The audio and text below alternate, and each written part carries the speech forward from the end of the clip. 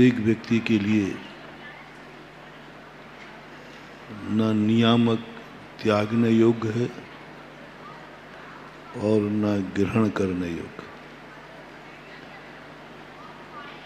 हर अच्छी वस्तु सभी के लिए ग्रहण करने योग्य हो, ये कोई नियम नहीं है। हर कष्टदायी वस्तु त्यागने योग्य हो, ये कोई नियम नहीं है। कल अपना प्रसंग चला था, कोई भी वस्तु को हे कहना अलग चीज है और त्यागना अलग चीज है। संसार के कितने कार्य हैं जो हे हैं लेकिन त्यागने योग्य नहीं है। मोक्ष मार्ग में व्यवहार हे है लेकिन त्यागने योग्य नहीं है। विभाव हे है लेकिन विभाव स्वीकार किया जाता है। और कुछ कार्य ऐसे हैं जो ग्रहण भी करना है और छोड़ना भी है। छोड़ना भी है। कल उदाहरण दिया था ना, लोगों ने ये धारणा बना ली है कि जिन जिन कार्यों में कष्ट होता हो वो सब छोड़ देना चाहिए। मोक्ष मार्ग में कई लोग ऐसा कहते हैं, जिन जिन चीजों में कष्ट हो, कष्टदायी हो, वो छोड़ दें। और धर्म मार्ग में आप लोग अपनाते हैं, जिस कार्य में कोई रिक्स हो, कष्ट हो, परेशानियां आवे, उन कार्यों को छोड़ देना चाहिए। सामान्य जन को ये बात बैठ भी जाती है, इसलिए बहुत सारे लोग धर्म नहीं करते क्योंकि धर्म करने में कष्ट है। उपवास नहीं करते क्योंकि उपवास में कष्ट है। रात्रि भोजन पानी नहीं त्यागते क्योंकि रात में भी प्यास लगती है, कष्ट होता है। लोग धर्म की कोई भी क्रियाएं, पूजा पाठ आदि हैं, नहीं करते क्योंकि उसमें कष्ट है। कितने धर्म की क्रियाएं आप लोग मात्र इसलिए नहीं करते हो कि उसमें कष्ट है। 90% लोग ऐसे धर्म की क्रिया मात्र इसलिए नहीं, जानते हैं कि ये धर्म है, अच्छा है, करना चाहिए, लेकिन तुम लगता है कि बहुत कष्ट है इसमें। आपसे पूछूं, मुनि धर्म कैसा है? आपसे पूछूं कि मुनि पद कैसा है, अच्छा है कि बुरा है? थोड़ा एक बार और बोलो। अच्छा है। तो फिर बनते क्यों नहीं? आप बता दो, आर्य का पद अच्छा है कि बुरा है? नहीं, बुरा कह दो तो आर्यिकाओं से बोल दूंगा भाई बुरा है, सबने प्रस्ताव पास कर लिया है। बनते क्यों नहीं? महाराज जी, आप लोगों की चर्या देख कर के रूह कांप जाती है। अपने हाथों से बालों को उखाड़ना पड़ेगा, केशरंज करना पड़ेगा, सर्दी गर्मी सहन करना पड़ेगी। बहुत रिक्स है महाराज। इसलिए अच्छा तो है लेकिन कष्टदायी है बहुत सारे। इसलिए कई लोगों ने छोड़ दिया, आप लोगों ने नहीं। अच्छे अच्छे स्वाध्याय करने वालों ने, पंडितों ने, समयसारियों ने, दिन भर जो स्वाध्याय करते हैं, उन्होंने भी ये निर्णय ले लिया हमें वो धर्म नहीं अपनाना है जिसमें कष्ट होते हो। कष्टदायी नहीं अपनाना क्योंकि कष्ट है। और उन लोगों ने उपदेश दिए, लोगों को समझ में आ गया जिसके करने में कष्ट है उसका फल अच्छा कैसे होगा। तर्क देखना कितना बढ़िया है। जिसके प्रारंभ में ही कष्ट है फिर उसका फल सुखदायी होगा, ये कल्पना कैसे कर सके। जिसका बीज ही कड़वा है उसमें मीठे फल की कल्पना कैसे करें। प्रारंभ में ही दिख रहा है मोक्ष मार्ग में, धर्म में, कि कष्ट है। अब लोग, आप लोग कहते हो महाराज जी कि इसमें बहुत सुख मिलेगा। अब मैं कैसे कहूँ, हमारा तुम्हारा बैठ ही नहीं सकता मेल। मैं कहता हूँ उपवास में आनंद है। महाराज जी समझ में नहीं आ रहा कि भूखे रहने में भी आनंद। अरे खा पी के आनंद की बात करो तो हमें समझ में आ जाए। कौन से आनंद की बात कर रहे हैं? बिना खाए पिए आनंद कोई मानेगा? कौन मानेगा? तुम्हें खुद अनुभव करके देख लिया, तुम्हें 1 घंटे भोजन पानी नहीं मिले तो चक्कर आ जाता है, तड़प जाते हो। तुम कैसे करोगे कि तुम्हें, कैसे महाराज की बात मानोगे, कैसे शास्त्रों की बातें मानोगे? तुम्हारे अनुभव के विपरीत जा रहा है। शास्त्र में कहते हैं कि अनंत आनंद है, और तुम कहते जब 1 घंटे नहीं मिला तो तड़प गया, तो 24। हाँ, ये इतनी तक तुम्हें साता नहीं है। शास्त्रों में यहाँ तक कहा था कि चलो भाई उपवास मत करना, कम से कम नगर में मुनिराज हों तो उनके आहार के बाद भोजन करना, नाश्ता पानी करना। मान गए? नहीं माने। अरे महाराज जी चक्कर आ जाएगा।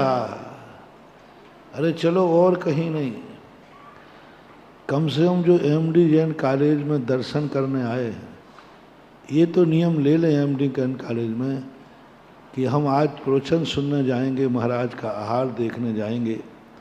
जब तक महाराज का आहार नहीं होगा हम अन्न जल ग्रहण नहीं करेंगे।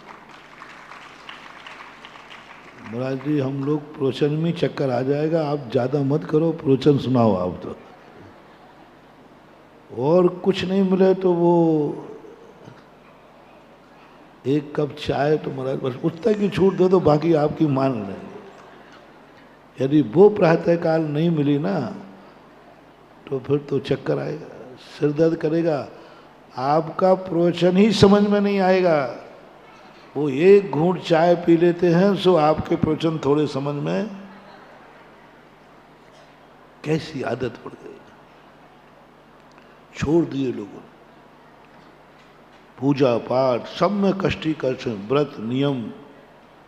पहले 99% महिलाएं जिंदगी में कोई ना कोई एक व्रत किया करती थी। शास्त्र भरे पड़े, कोई ना कोई व्रत। कोई रवि व्रत करेगा, कोई रोहिणी करेगा, कोई कर्मधन करेगा, कोई भक्तांबर करेगा, कुछ ना कुछ पूरे जीवन में एक ना एक व्रत चलना चाहिए। एक खत्म होते ही दूसरा ले लेगा। उपवास से नहीं बनते हैं, कुछ अल्पाहार ले लेगा।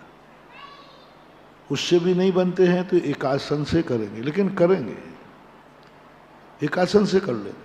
नहीं है शक्ति उपवास कर, लेकिन कोई ना कोई व्रत करेंगे। महिलाओं के नियम थे, घरों में सासू बहू बेटी बहन सबका एक नियम था, जिंदगी में एक व्रत चलते रहना चाहिए। 9 साल के रविवार कर दिए, 14 साल की 14 चालू, 10 लाख का 10 लाख अष्टान का चालू करते थे, नियम था। पुरुषों का भी ये नियम था, वो कोई ना कोई 8 दिन में एक ना एक कोई ना कोई बहाने से कोई व्रत करता था। लेकिन जब से पंडितों ने गद्दी पर बैठकर ये कहा ये तो कष्ट का काम है, और जिसमें कष्ट होता हो करने में ही उसका फल अच्छा सुखदायी कैसे हो सकता है, ये तर्क दिए। जब मैं जयपुर में 96 में गया, बहुत लोग आते थे, बहुत हमने खुली छूट दे दी थी कि जिन जिन को धर्म के संबंध में जो शंका करना हो खुली करो, तुम खुली शंका करो, हम खुला जवाब देंगे। बहुत ज़्यादा। एक प्रसंग जो कल मैंने छेड़ा था, यही कहा, कष्ट है इन सब में महाराज, और ये विभाव है, और ये छोड़ने योग्य है। 3 बातें। छोड़ने योग्य है, ये तो मैंने कहा, छोड़ने योग्य है। हे जितना भी अपन धर्म कर रहे हैं, जो भी धर्म कर रहे हैं, आप भी और हम भी, ये सब एक दिन छोड़ने योग्य है। मुनि पद भी छूटेगा, आपका श्रावक पद छूटेगा, आप जैसे ही आगे बढ़ेंगे आपका अभिषेक पूजन भी छूटेगा।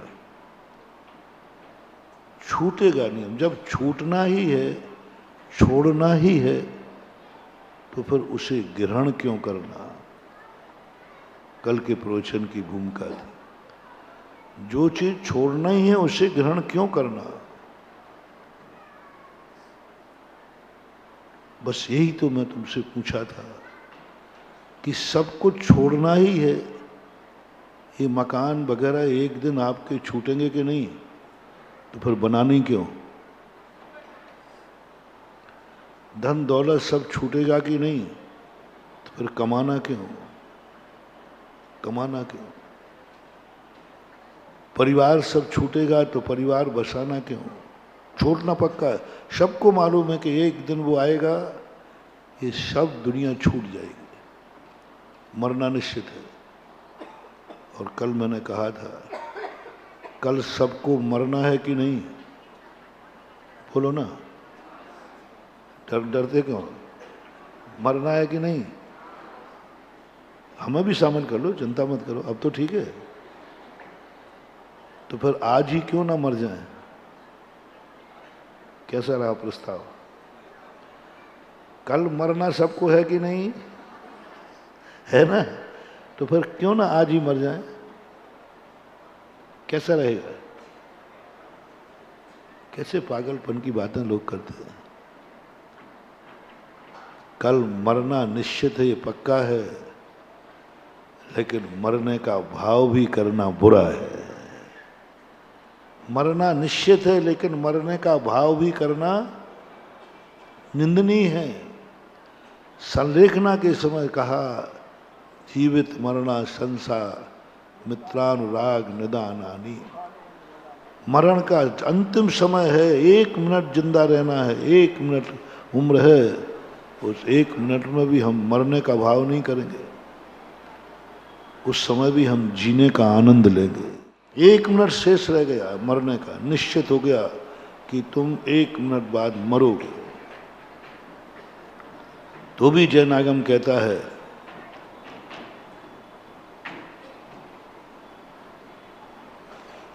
तुम मरने की मत सोचो, तुम जीने का आनंद लो, जीने का आनंद। मरना निश्चित हो गया, लेकिन मरेंगे जब 1 मिनट बाद मरेंगे, अभी तो जीने का आनंद दो। अपन लोग मरेंगे, कभी मरेंगे, ठीक है, पक्का है, लेकिन अभी तो हमें जीने का आनंद लेना है। जीने के साथ जो करना है वो करना है। ये सोच नहीं।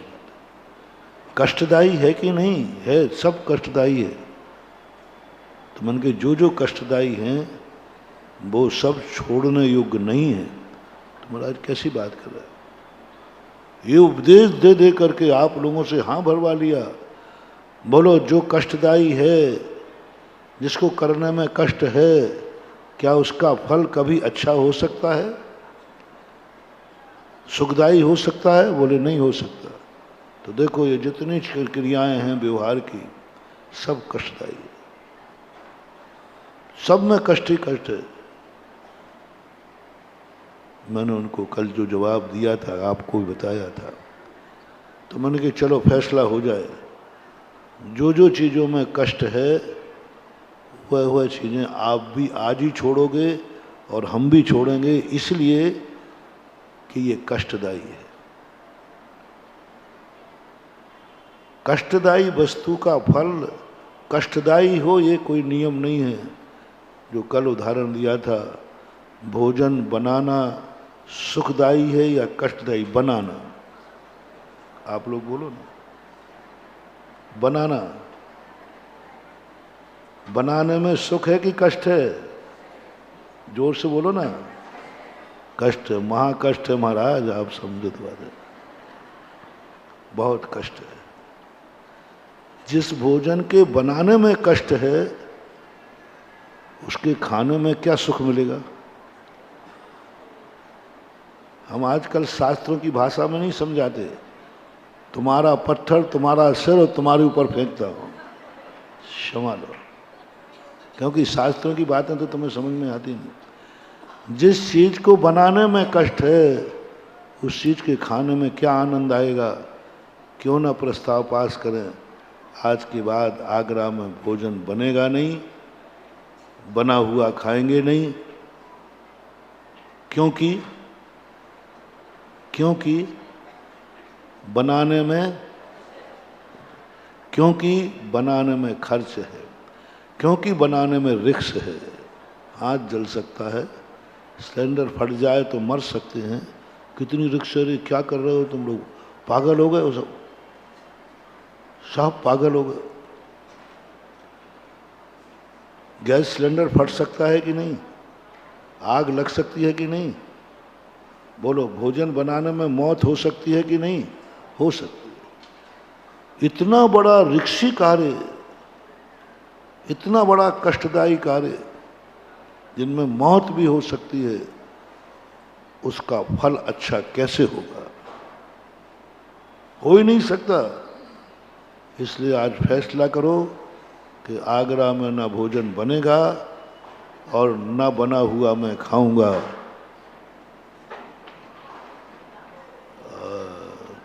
MD जैन कॉलेज के भोजनालय से शुरू कराऊं? आज बाहर से आने वाले लोग कहेंगे महाराज हम कौन से मुहूर्त में आ गए। नहीं, क्योंकि कष्टदायी है, वहां भी कष्ट है, आग लग सकती है, वहां भी कष्टदायी है, कितनी परेशानी होती है।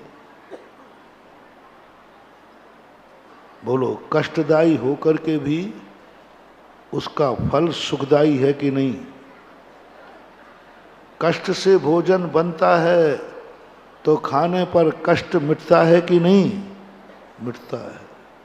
तो ये तुम्हारा लॉजिक कहाँ गया कि जिसको करने में कष्ट है उसका फल मीठा कैसे होगा? आपके रसोई घर से सिद्ध कर दिया। संसार के कितने कार्यों में आपको कष्ट है? कमाने में, बोलो, कमाने जाते हो, नौकरी पर जाते हो, ये कष्ट का काम है कि सुख का काम है? नौकरी पर जाना, दुकान पर बैठना, गालियां सुनना बॉस की, टेंशन, कितना टेंशन है। क्यों जाते हो? क्यों जाते हो जब कमाने में कष्ट है? कष्ट की क्रिया करके ही आपको सुख दिख रहा है। उस कष्ट में, उस नौकरी में, उस व्यापार में, उस खेती में, सब में दिख रहा है। बहुत कष्ट उठाते हैं आप लोग, आपको उस कष्ट की खेती में सुख की फसल लहराती हुई दिख रही है। मैं तो ये कहता हूं कि संसार में क्या, परमार्थ में क्या, बिना कष्ट के सुख मिल ही नहीं सकता। ऐसी संसार में कोई क्रिया नहीं है जो क्रिया सुखदायी हो, उसका फल भी सुखदायी हो। कष्ट होगा ही होगा। एक माता बालक को जन्म देती है, कितना कष्ट है, माताएं जानती, कितना कष्ट है। 9 महीने का पीरियड, माँ की जिंदगी से पूछो कैसे गुजरता है, कैसे गुजरता है। सबको मालूम है, आपको भी मालूम है, आपको भी मालूम है। संतान को जन्म देना, गर्भकाल सुखदायी है या कष्टदायी? बोलो, कष्टदायी। तो क्यों ना आज के बाद प्रस्ताव पास किया जाए, कोई भी व्यक्ति बच्चे को जन्म नहीं देगा, क्योंकि जो कष्ट से जो गर्भ में आते ही कष्ट दे रहा है वो क्या सुख देगा। कितने बढ़िया, तुम हमारे प्रस्ताव पास करो, हम तुम्हें निपटा देंगे, ध्यान रखना। तुमने हमारी हर क्रिया को कष्टदायी बता दिया ना। महाराज बहुत कष्ट है, मोक्ष मार्ग में, धर्म में बहुत कष्ट है, व्रत में कष्ट, नियम में कष्ट, हाँ बहुत कष्ट है, बहुत कष्ट। जिनमें कष्ट हो, यदि एक वचन के पक्के हो तो करो निर्णय। क्यों जन्म देते हो बच्चों को? क्योंकि उनका जन्म देना रिक्स है, मौत भी हो सकती है। कितना कष्ट होता है सब आपको मालूम। फिर भी आज तक संसार ने बच्चों को जन्म देना बंद नहीं किया, बल्कि जिनकी संतान नहीं होती है, बोलो वे सुखी हैं या दुखी? चला करके कष्ट मूल, अरे नहीं हुआ तो वेल अच्छा कहो ना, बढ़िया है, हमारी जिंदगी में कोई संतान नहीं होगी, हम निसंतान रहेंगे, कम से कम वो कष्ट तो नहीं होगा गर्भ अवस्था का। हर स्त्री कहती है महाराज वो कष्ट हमें मंजूर है। कुछ गलत तो नहीं बोल रहा हूँ? बोलो है आप? इनमें से कौन चाहता है हमारे कुल में, घर में किसी संतान का जन्म ना हो? चलो मैं आशीर्वाद दे रहा हूँ आज। कौन महिला चाहती है अपनी बेटी को, बहू को, महाराज आशीर्वाद दो, इसे संतान को जन्म देने का कष्ट नहीं होवे ही नहीं। चलो आप लोग देखो, कुछ गलत कर रहे हो तो बताओ, सुख का मार्ग बता रहा हूं, दुख का मार्ग नहीं। आप कहते हैं, मैंने कई बार प्रैक्टिकल किया, पूछा मैंने क्यों झगड़े टन, महाराज जी हमारे यहाँ संतान नहीं हो रही। मैंने अरे पागल, अरे काय को मौत बुला रहा है, कोई गड़बड़ हो जाता है तो? बोले महाराज जी क्या जवाब? एक माँ ने कहा मैं कष्ट उठाने को तैयार हूँ। मैंने कहा संतान होने गर्भ में आते ही कोई ऐसी रिक्स हो गई तो मर सकती हो। गजब, क्या जवाब था? महाराज संतान हो जाए उसके बदले में मैं मरने को तैयार हूँ। महाराज मरूंगी तो मर जाऊंगी, बेटे का जन्म हो जाए, क्या रिक्स, गजब। और ये प्रत्येक नारी का स्वभाव है, कम से कम भारतीय नारी का। कष्ट उठाने को तैयार है कि मुझे मालूम है कि 9 महीने कितने कष्ट होंगे, वो कहते महाराज चलेगा, बस एक बार बेटे का मुख देख लो। कोई नारी स्त्री बनने में संतुष्ट नहीं है, स्त्री से ज्यादा सुख उसे मां बनने में मिलता है, मां बनने में मिलता है। यदि कितने भी सुख हों, करोड़पति है, अरबपति है, सब सुविधाएं, अच्छी नारियों को कह रहा हूं, उसको सब बेकार, आंख में आंसू भरा रहता है। बोले सब है, कोई कमी नहीं है। क्या नहीं है? मैं एक बेटे की मां नहीं हूं। पत्नी तो हो ना? बोले हूं। कुल वधू तो हो ना? हूं। किसी भाई की बहन तो हो ना? हो। सारे रिश्ते मौजूद हैं, कोई रिश्ता नहीं जो मौजूद नहीं है, पर एक रिश्ता नहीं है मां बेटे का। बोलो माता आप लोग शेयर करें। सारे रिश्ते हैं, जितने रिश्ते होते हैं, फूफा के, क्या बोलते, फूफी के, मामी के, सासू, जो कुछ भी तुम कहते हो वो सब रिश्ते हैं। एक रिश्ता नहीं है तुम्हारी जिंदगी में माँ का। बोलो चलेगा? महाराज सारे रिश्ते भली लैस कर दो, सारे रिश्ते लैस कर लो, लेकिन माँ पिता का रिश्ता लैस नहीं करना।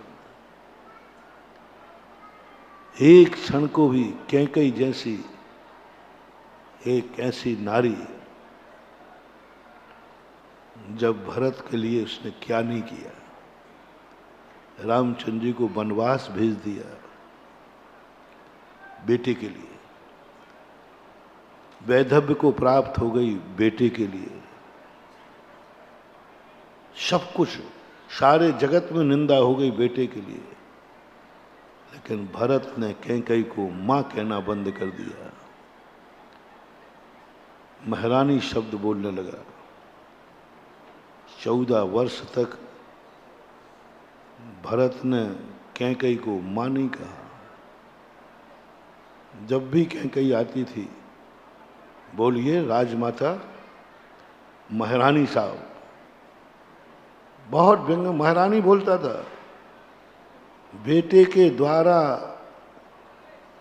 महारानी शब्द बोलना नरकों की वेदना से भी ज्यादा कष्टदायी था उसे।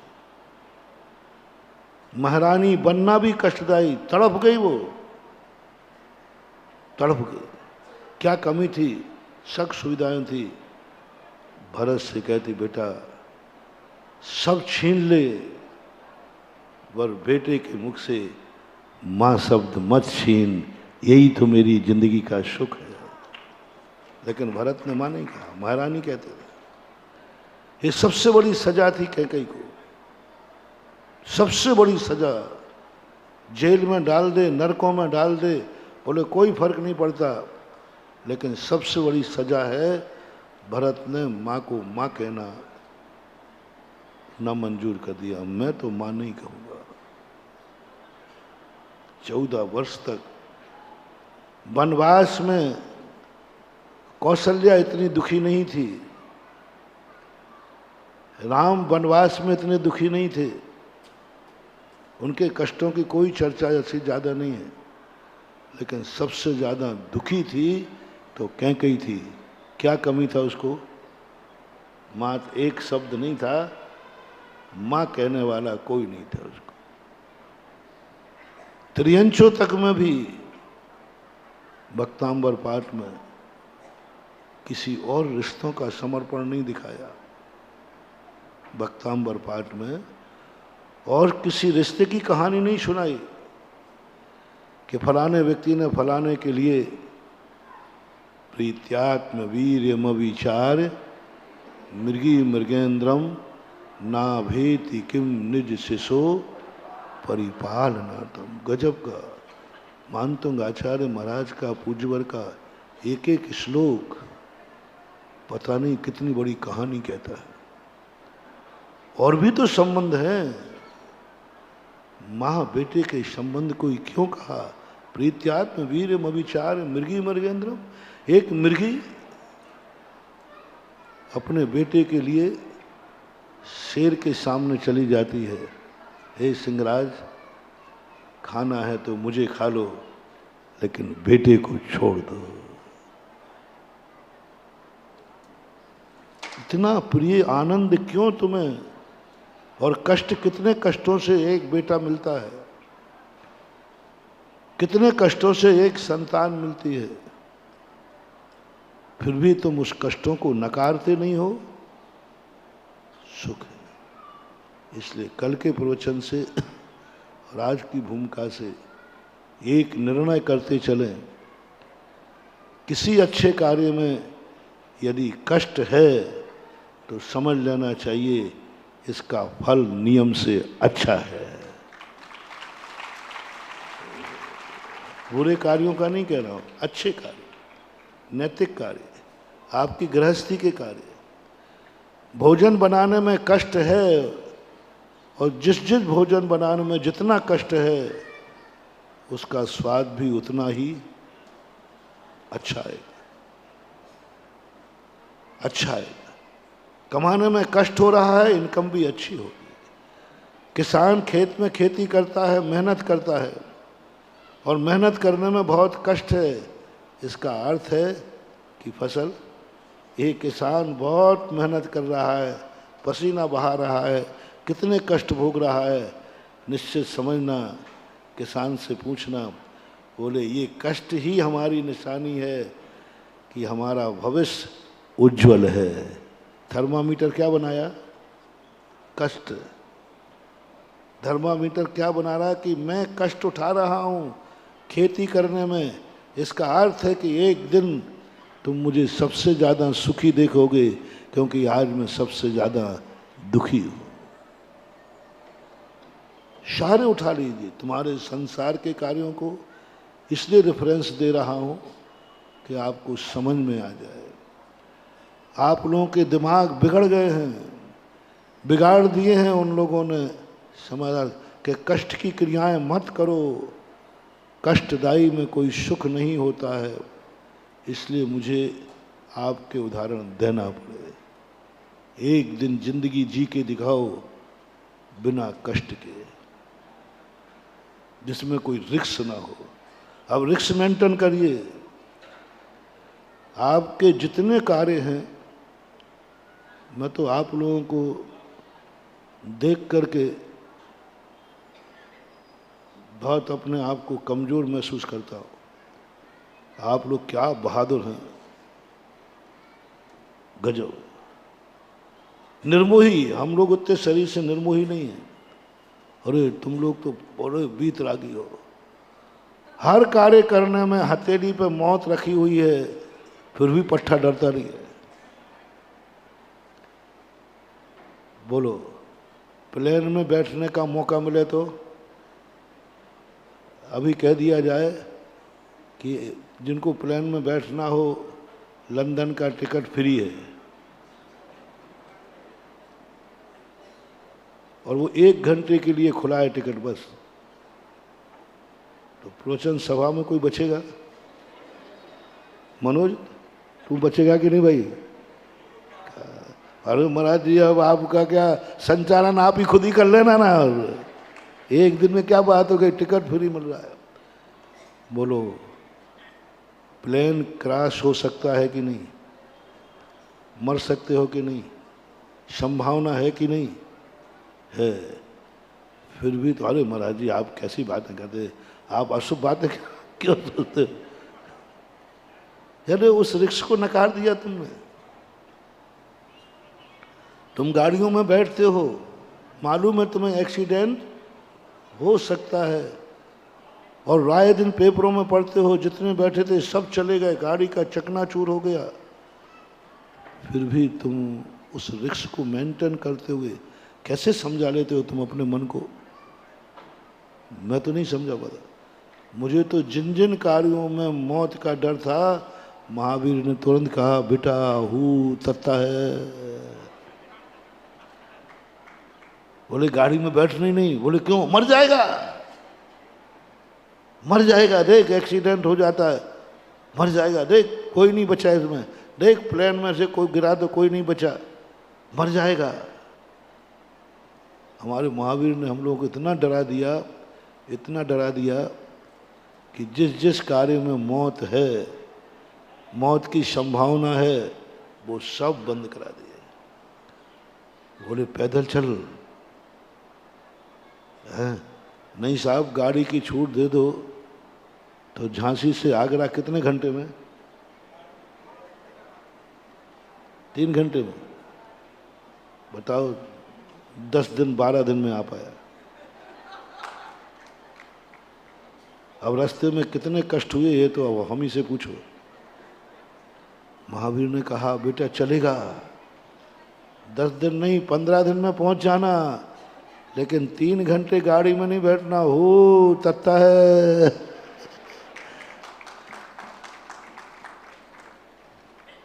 बोलो 10, वो कहते ना एक बोर्ड लगा रहता है, दुर्घटना से देर भली, एक बोर्ड मिलता है, जीवन अमूल्य दुर्घटना से देर भली। और वो बोर्ड पढ़ के मैंने कहा अरे ये तो महावीर स्वामी का बोर्ड है। महावीर स्वामी ने कहा बेटा दुर्घटना से 3 घंटे के लिए पाए तू 13 दिन में पहुंचना, दुर्घटना से देर भली। बहुत, हम लोग तो जीवन से बहुत प्रेम करते हैं, जहां जहां रिक्स है वो सब अपन छोड़ देते हैं, क्योंकि हमारी दृष्टि में हमारी जिंदगी बहुत मूल्यवान है। तुम्हारी दृष्टि में नहीं। मैं तो कहता हूं, मैं तो अपने आप में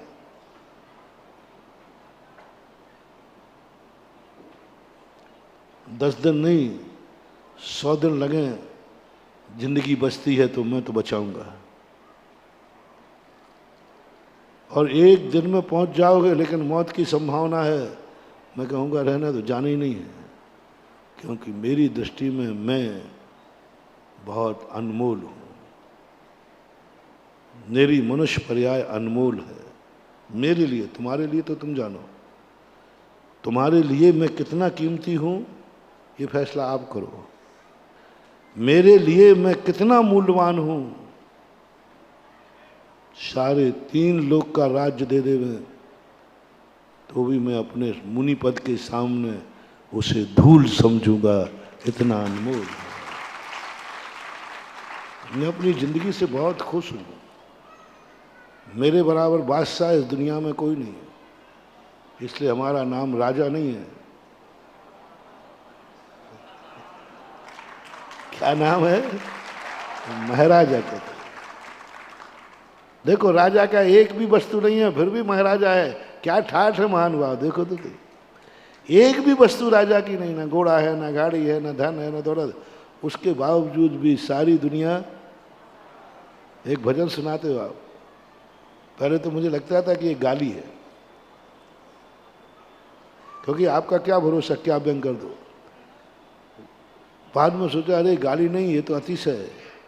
वो भजन गाते ना आप लोग, मजा कहा ना जाए इस कंगाली का।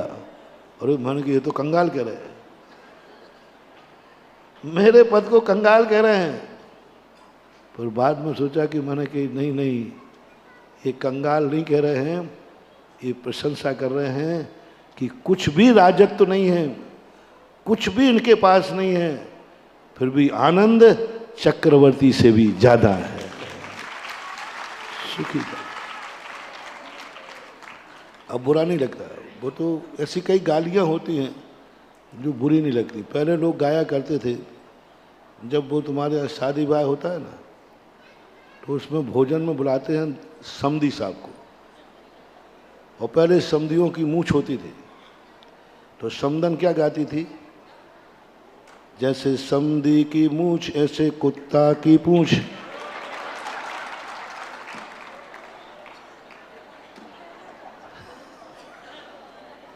समधी साहब बुरा नहीं मांगते थे, जैसे ये गाली सुनी नहीं और ने 100 का नोट उठा करके विद्वान को देते, अरे मैंने कही गाली दी है रे तुझे, कुत्ता की पूंछ।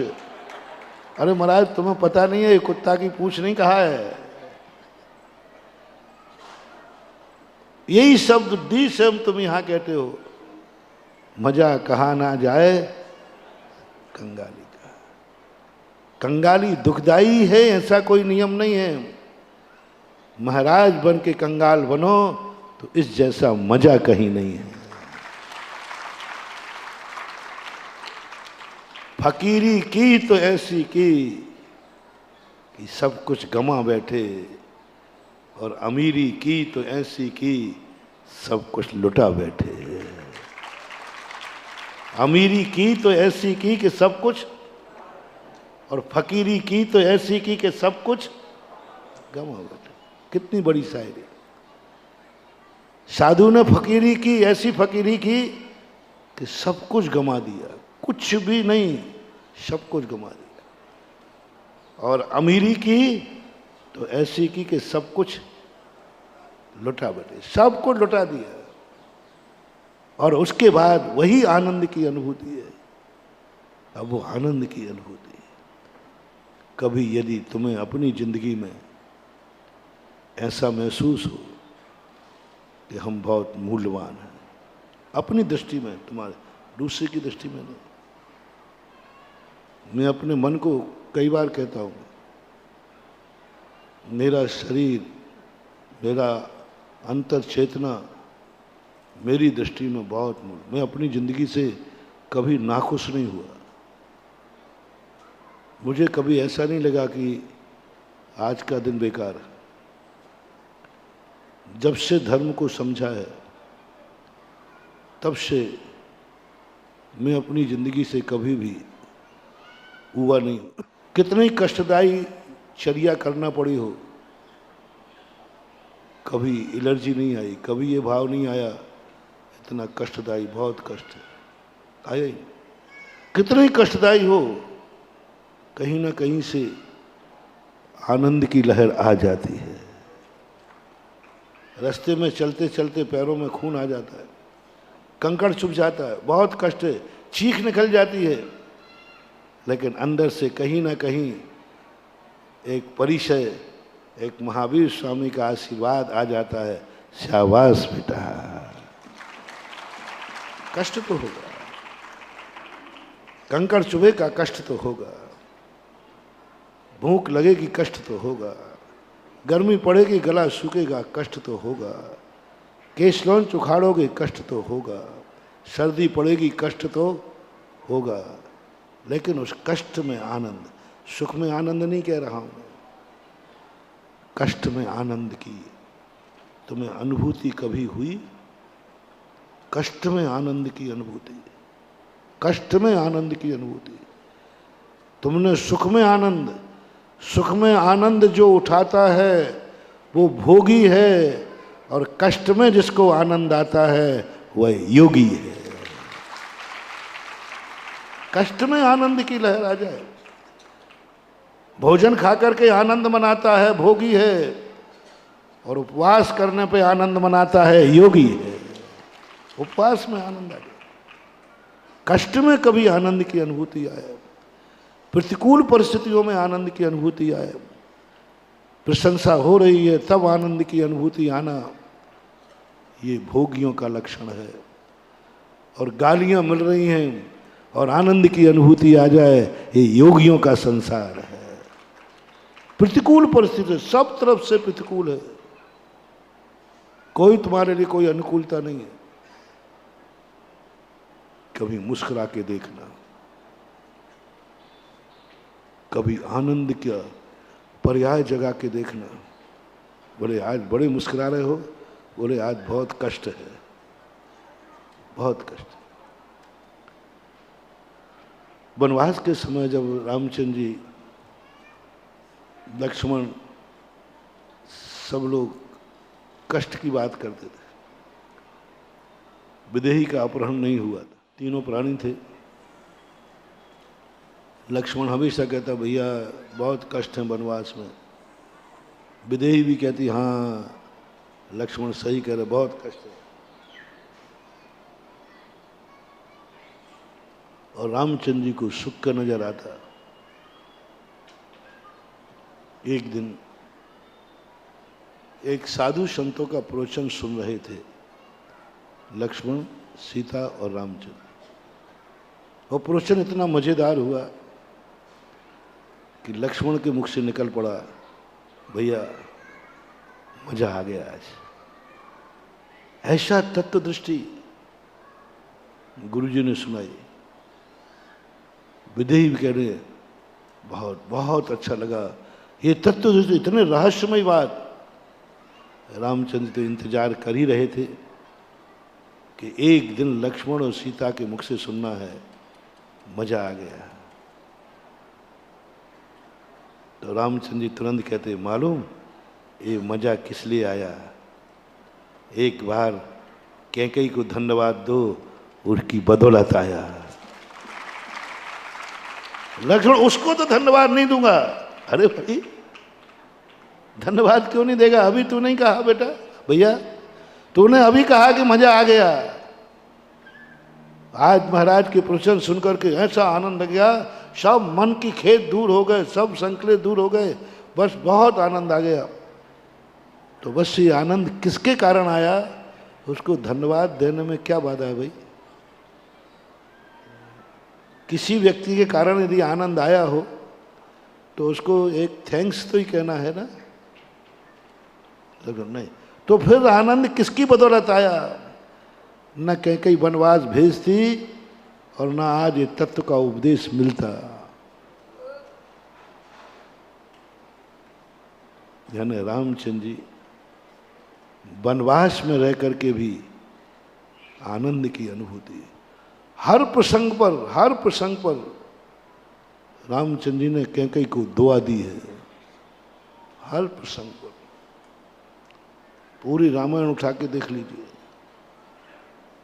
पूरी रामायण में एक भी स्थान पर रामचंद्र जी ने कैकेयी को कोसा नहीं है, कोसा नहीं।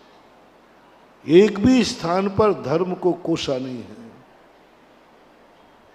बोलो, रामचंद्र जी के जीवन में जितने कष्ट आए थे उसमें बाहर निमित्त कौन बना था?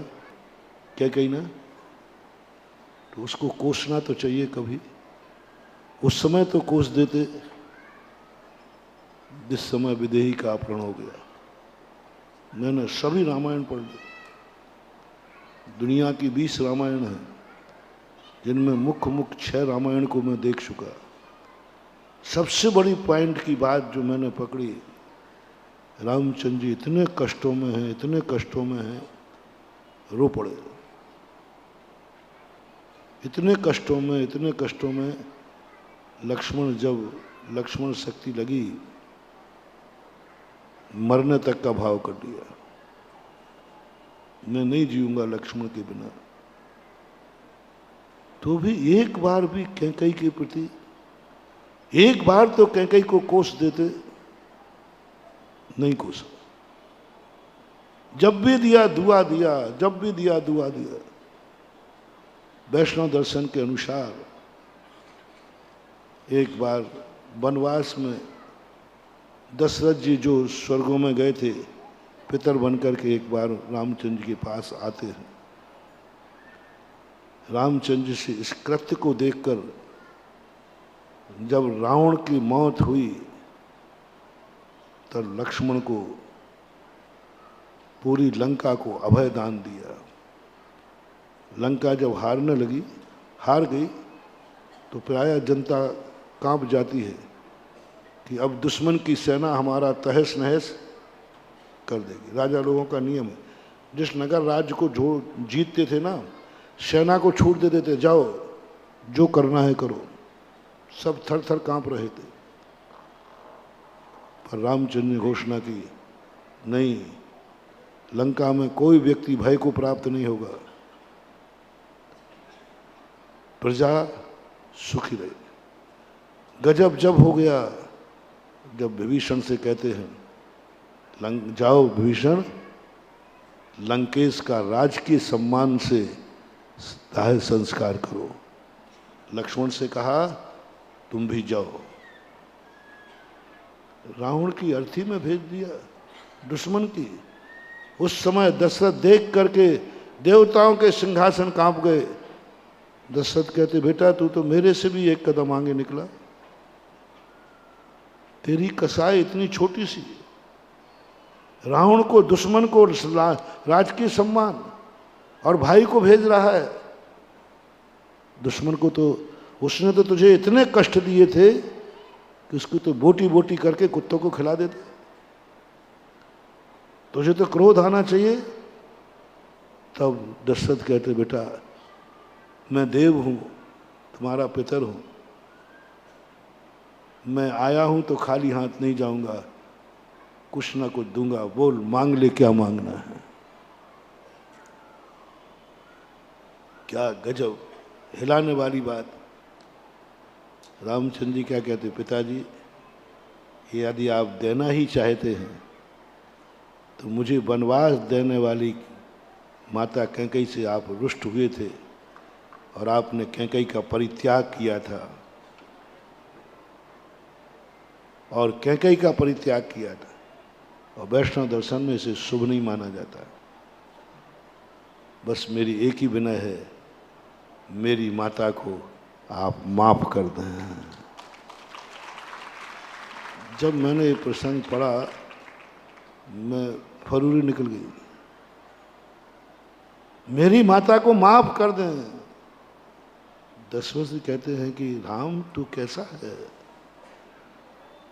जिसने सर्वनाश किया, मुझे मौत के घाट पर भेज दिया, उसी के लिए माफी मांग रहा है। चाहता तो क्रोध में आके कहता, पिताजी उस मां को भस्म कर दो। आप होते तो क्या करते हैं? सुनो क्या करते। कितना बैर, जन्म जन्म का बैर बांध देते। आप लोग परिवार में एक दूसरे से बैर बांध लेते हैं। रामचंद्र एक बार भी कभी नहीं, और मांगा तो दुआ मांगी कि मेरी माता कैकेयी को माफ कर देना। और अयोध्या से जब लौटते हैं वनवास से, सबसे पहले पैर किसके पड़ते हैं? कैकेयी। और क्या कहते हैं? माता कैकेयी की बदौलत है जो मैं 14 वर्ष में धर्म का पालन करके लौट रहा हूं। माता कैकेयी की बदौलत है। लक्ष्मण कहते ये कौशल्या की, बोले इसके आशीर्वाद में दम नहीं है। इसका आशीर्वाद तो हमें भ्रष्ट कराता है। हमेशा 24 घंटे मुझे धर्म मार्ग से भ्रष्ट कराता है माता कौशल्या का आशीर्वाद। सदा आशीर्वाद देती है। जब वनवास जा रहे थे ना, तो लक्ष्मण से कहते हैं माता कौशल्या, नहीं नहीं उसका आशीर्वाद नहीं लेना, उसका आशीर्वाद मुझे धर्म से भ्रष्ट कराएगा। तो एक बेटा जाई मत, कोर्ट केस ठोक दे। माता कौशल्या जाए मत, 13 वर्ष का वनवास 14 वर्ष का 13 दिन में पूरा करके आ जा। कभी नहीं कौशल्या से आशीर्वाद दिया मेरा बेटा वचन को पूरा करे। बस एक ही आशीर्वाद 24 घंटे, मेरा राम कब लौटेगा, मेरा राम कब लौटेगा, मेरा राम कब लौटेगा। एक ही उल्टी मोह था। और कैकेयी ने क्या कहा था आशीर्वाद देते समय? ध्यान रखना, एक दिन पहले भी मत आ जाना, यानी धर्म का पूरा पालन करो। ये महान आत्माएं सोचते हैं। दुश्मन में मित्रता की अनुभूति, दुश्मन हमारे लिए जगाता है, दुश्मन हमारे लिए जगाता है। इसलिए तो कहा कबीर ने, निंदक नीरे,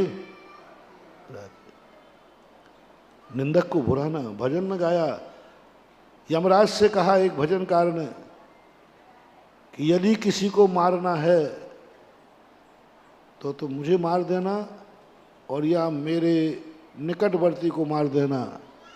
दुश्मन तू ना मरिए रे, दुश्मन तू ना मरिए रे। कौन जानता है दुश्मन में आनंद की अनुभूति, दुश्मन को पॉजिटिव मानना, माता कैकेयी को अतिशयकारी मानना, ये हर व्यक्ति के बस की बात नहीं है। ये राम जैसी महान आत्मा की बस की बात है। ये धर्मात्मा की बस की बात। धर्म से कष्ट आए उनको। एक प्रसंग बीच में एक बार कहा था, पूर्ण नहीं हुआ था। जब लक्ष्मण शक्ति लग चुकी, रामचंद्र जी ने घोषणा कर दी कि यदि सुबह तक लक्ष्मण जीवित नहीं हुआ तो मैं भी अग्नि में प्रवेश कर जाऊंगा। उस समय जब विभीषण आदि समझाते हैं, रामचंद्र जी साहस रखो, धर्म का सहारा लो।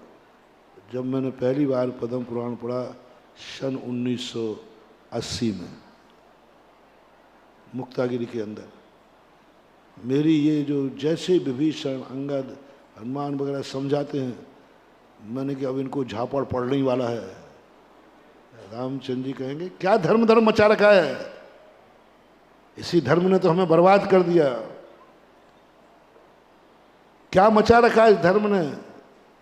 जितना जितना धर्मात्मा होता गया उतना उतना संकट आता गया।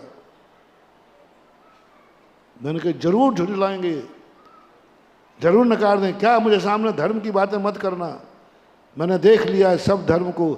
जितना धर्म करो उतनी परेशानियां हैं।